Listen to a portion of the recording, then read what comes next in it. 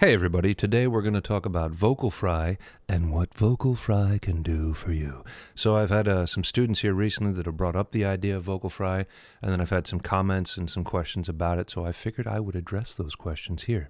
There's a lot of great things vocal fry and these type of exercises can do for you, and there's a lot of things that they won't do for you. Are they going to pay your mortgage or your rent? No. Is vocal fry going to help your failed relationship? Probably not. You remember that time you were parked at CVS and there was a shitty minivan that pulled up next to you, and then this little fat kid opened his door really fast and hit your car door, and then the mom got out and said, "Tyler, what did I tell you about getting out of your car door too fast?" And then she tried to pay you off with Chef Boyardee coupons because her grandfather works there or something like that. It's not going to help with that at all. But it will help with a lot of other things. So if you want to hear about it, join me.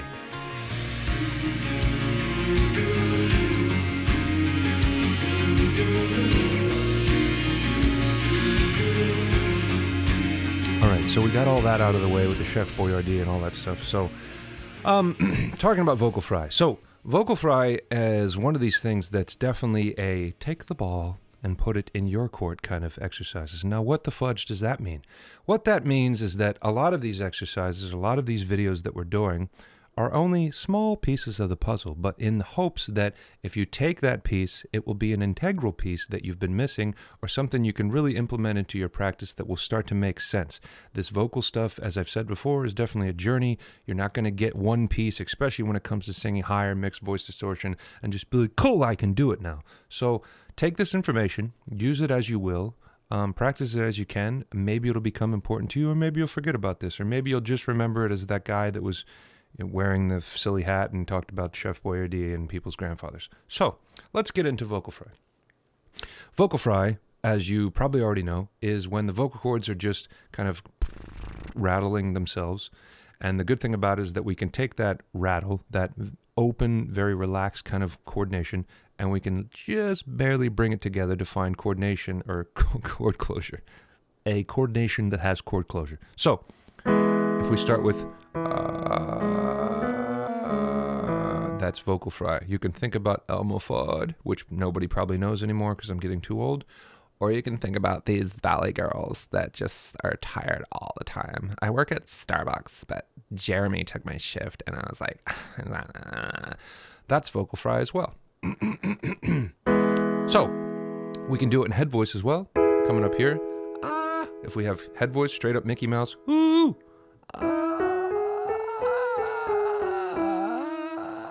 That would be vocal fry as well.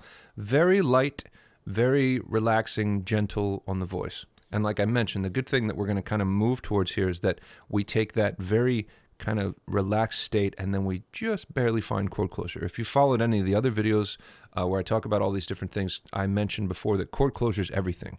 If you're working on mixed voice or you're working on distortion or you're working on any of these things, if we can go about it finding chord closure first and then build around that, that shit is key. Because if you have anything that you're doing that is pulling your vocal cord closure apart, so we have more of a any of this like hissing coming through, some people don't recognize that. We're all always going to be in a bad place, and it's always going to get worse and worse. And I'll take it one step farther and say, if you're singing live and you do one song, just one song that's pretty heavy and it's pulling your vocal cords apart, all those muscles will acclimate and it will probably fucking ruin the rest of the entire show. Your muscles will be like, we got this. And then they're like in this state where that's is happening everywhere. How do I know? Because I've done it many times. It sucks. So first, let's start by making this sound. We're going to take it up kind of close to maybe a baritone bridge.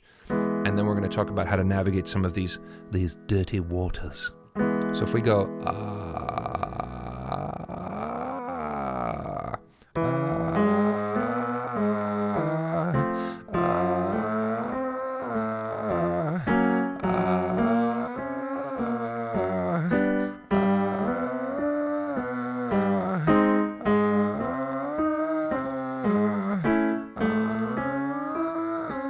now right here's where people like baritones like me are going to probably start pulling in tension, but I want you to just keep focusing on making the sound as much as possible and pay very much attention to the fact that this resonance, this sound, this tension, this feeling that you're feeling deep inside, this feeling should be moving upwards like an elevator. This is very important to your entire singing success, recognizing the resonance elevator moving up. If it is getting stuck or you're starting to tense up, it will not move any higher. You're stopping the elevator, bro. Quit doing that. So let's try one more. And again. If I stay stuck in the jaw, it sounds like this. And my chin starts to go out like this, and I start to pull tension. So another key goal here with most of the things I teach, which nobody really brings up, is keeping the head position down more. Do you always want to sing like this? It doesn't really mean that you have to kind of go like this all the time. That's not nice to look at. But keeping your head down, especially while you're practicing or warming up, reminds you and keeps these muscles kind of loosened so that we're not having a tendency to go like this. Anytime that you see a singer going like this or stretching this way or kind of, it's a bit early in the midnight hour for me, going like this, we're stretching the vocal cords in these muscles this way. And once again, if you remember, I just talked about how you're setting yourself up with these songs. Those muscles, how you're engaging your muscles, how they're swelling and getting ready to be used is key with this, because if you're warming up and getting the wrong muscles engaged, those muscles are swelling like this and they're like, we got this, bro. And I preach this very often. We're trying to learn to warm up and utilize the correct muscles so that they engage, so that they swell and get ready. Yes, I keep saying the word swell, which is weird and whatever the hell you want to take of that. That's what happens to muscles when they flush with oxygen and blood and they're getting ready to put the work in. They swell. So that happens in here too. Anyway, get out of your perverted head. So now we take vocal fry and we go just a little bit farther until we meet chord closure.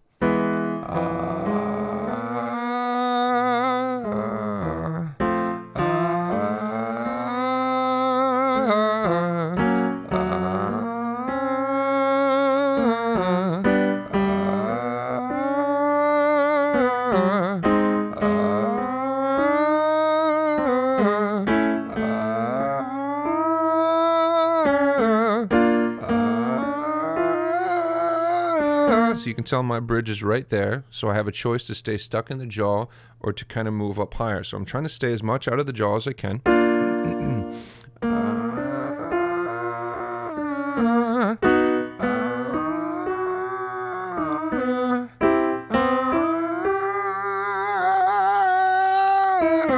So you see how I'm starting to navigate this, and this is one of the reasons why I wanted to do this video, is to show people how to utilize this. Now, like I mentioned too, any kind of thing that you're doing where you're not able to find chord closure, you can kind of go backwards like we just did or whatever, and check, okay, what happened? Why am I no longer able to achieve chord closure? Most likely you're tense in some area. Why are you getting tense, bro? Why are you getting all tense? Right here, we've moved over my bridge, which is about a F4 or G4. It's between these two notes, has been for many years. As we navigate past that, we're going to keep letting that resonance elevator move up. But like I said, if you can't find chord closure yet, find it with vocal fry. But we're still moving up into the nose. Remember, if we're moving up this way, we're going to be going through the nose, up into the head. So much phlegm.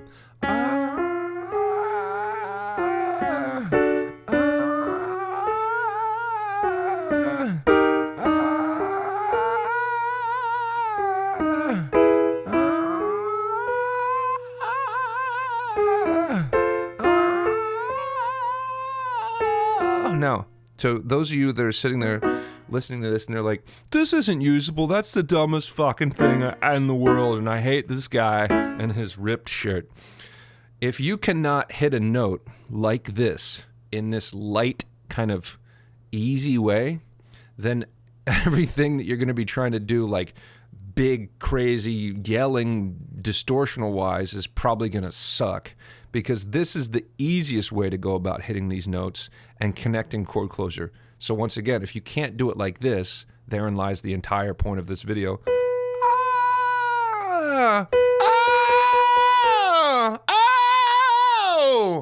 And kind of get to a better, louder, kind of more big sound. Then, like I said, you're going backwards. So we're going, and we're starting light, and then we're building from there, okay? And right there, that's almost a C5. I was hitting this note. It doesn't matter where I am, but It's way over my bridge. Let's talk about this idea and add this into the mix here. I want you to start thinking about your bridge as a physical thing, because it is. Your physical bridge, or your passaggio, is basically your hard palate. And when we build up pressure against that, and when the larynx rises and the vocal cords kind of move up like this, we build pressure like this, then we've literally hit that physical bridge, and our voice breaks apart. So we have struck the bridge, so to speak. Now that bridge has an opening in it.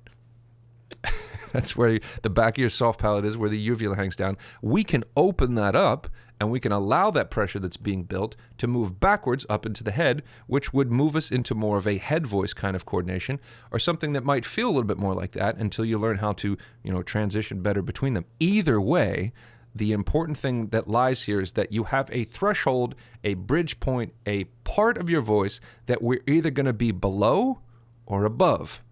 Below or above. As you get better at this, you're going to be able to hear it in people's voices. Listen to high-voiced people or people that sing high, Sting, Guns N' Roses, fucking AC/DC, Led Zeppelin. Let's listen to them and see, are they more in a head voice coordination? That does not mean they're singing, Lady of my love knows that she's it.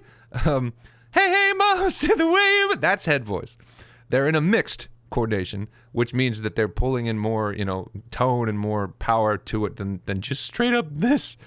But they're either going to be above the threshold or below the threshold.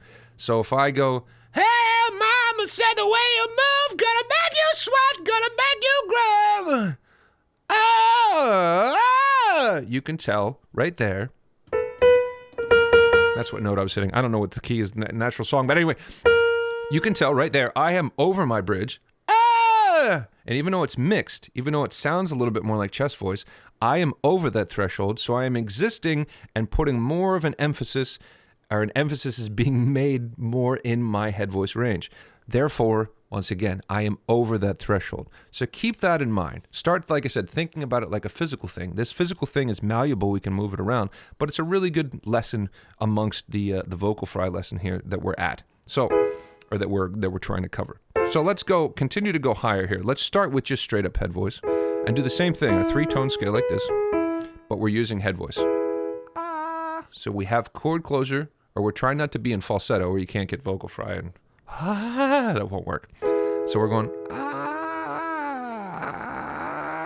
like a very groggy morning sound.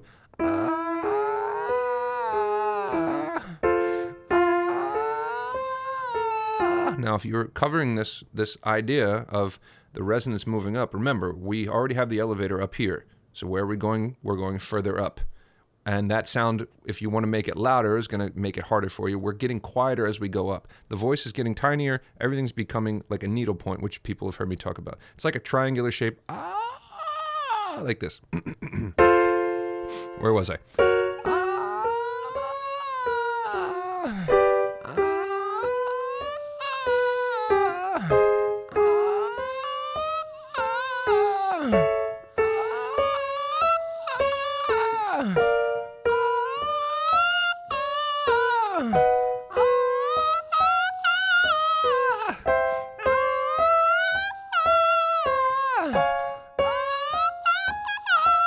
Now my vocal fry has gone away because I have to push a little bit more, have to get use a little bit more to get up there. But that's super high for a dude, a very masculine man like me. So I wanted to keep talking about that. We're going to keep going.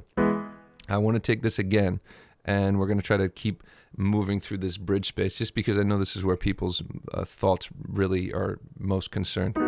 If we come down here and we get closer to your bridge, and I'm going to try to cover the whole area again, we're going to get close to that bridge point. Another great thing about this vocal fry is that we're getting out of the jaw. If any part of your jaw is engaging, get the shit out of the way. Keep the head down. Make sure that you're not using this to produce any of the sound. This does not need to be there. Stylistically, once you learn how to do this stuff in a more correct, concise, open-throated type of way, you can come back and put your tension wherever you want. You can Scott Stapp it all the way with your arms wide open. But right now, as you're learning to build a foundation based on keeping your vowels open, your enunciation being correct and open, everything like that.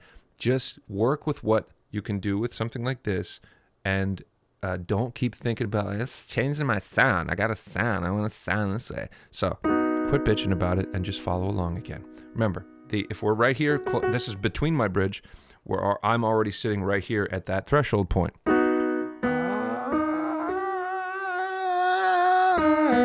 So I'm going to try to go from vocal fry into chord closure, meaning just add that little bit of extra oomph so that my chords click together.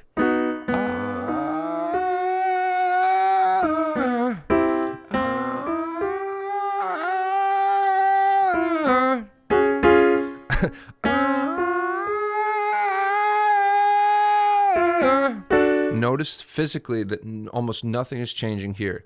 So once again, if you have a tendency to go and do this stuff, which I see all the time, where it's like somebody's slowly stabbing them with a knife. That's not good. Watching somebody physically make these sounds and not have this big kind of veins popping out reaction or whatever should be a teacher, should be a catalyst to your success as well, recognizing that you don't need to do a lot of these physical things. Watch yourself with a mirror. Make sure that you're not getting all super tense. I think we were right here.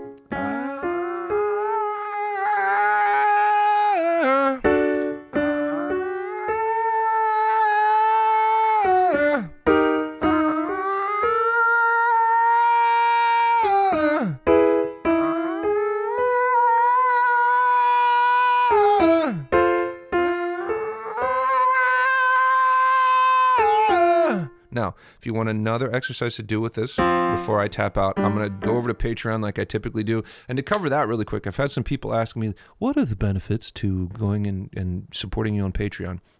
First of all, it's always an ad-free experience. You know how this video has probably had like 3 ads through it already, and YouTube kind of sucks with that?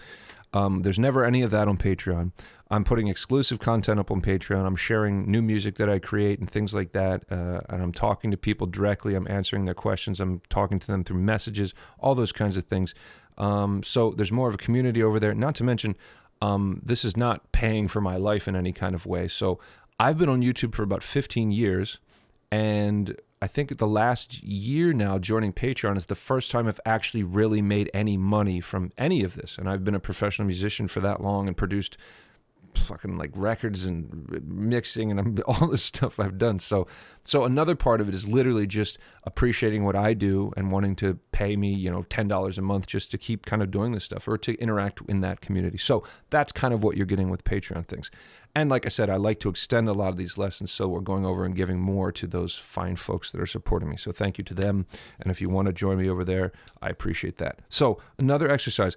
I'm trying to remember because I recorded this video a couple times and the fucking Pro Tools was shutting off and not working right. So we're doing good this time. There isn't any perfect scale or perfect set of scales that you can do. Those are always the things that trick your mind. And you're like somebody that wants to get fit, so they buy some fit program from some dude that says, do exactly this, and then you're like, it's gonna work because I'm fucking doing exactly what that guy said. That's not really how this works. It's all kind of components and pieces, once again, little pieces of the puzzles that you can put together. But yeah, if you believe that that's gonna perfectly work in your brains, good. There is no perfect scale, there is no perfect system, there is no whatever. It's all just pieces of the puzzle. Same with scales. I don't tend to warm up with scales. I've been doing this so long. My main thing I like doing are sirens, so that I'm warming up a lot of muscle groups in different kind of coordinations and ways, but I like just humming and moving back and forth and then slowly pouring more volume in and kind of testing my voice out like that. So I'm kind of letting you know in another nice way, hopefully, that you don't need a piano and you don't need to go... You don't need to know how to do these things, and that's not going to create the perfect voice just because you can go or anything like that. So take sirens like this, even if they're not on pitch and perfectly whatever, and we're doing the same thing. So we're going to do the same kind of sound, letting the resonance move like this, going from vocal fry first, and then slowly pulling in more resonance or more chord closure. So if we go sliding,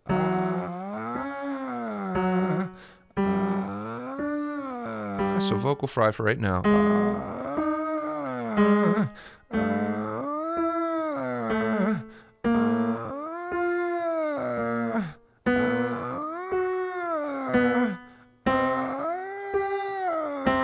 Do you hear me move into the nose?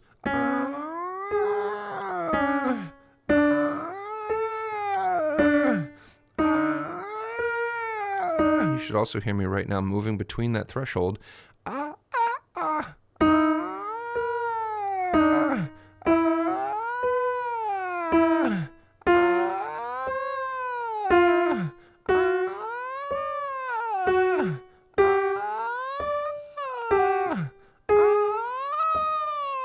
Now my vocal fry is kind of going away. But either way, you hear me making the same sound pretty much and keeping completely relaxed. Now let's move back down and try to maintain that chord closure. I'll get a little bit louder to try to show you that I'm, pulling it a little bit more chord closure, but that's kind of the desired goal here. Remember, again, I'll reiterate one more time. If you cannot hit notes like this, then you're going to struggle way more to do some big, loud, Chris Cornell type. You're trying to hit notes. So doing it like this is always a great starting place.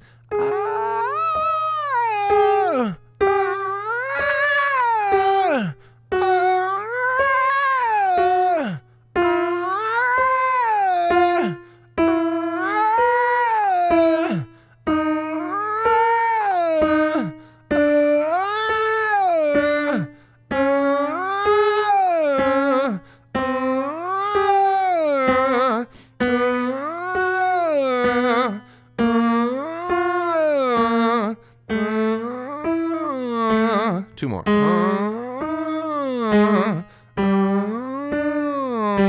Did that help at all? I hope it helped a little bit. Another student of mine was talking about the creaky door thing, which is similar. That will pull you into the pharyngeal kind of place up here. So if you're having trouble with these higher notes, you could always try the old creaky door sound. And that will put you right where that physical bridge thing is that we talked about. I'm going to go over to Patreon now. I appreciate you watching this video. I hope you'll continue to watch more of my videos and consider subscribing and be careful about the CVS coupon ladies. They're full of shit. Thank you.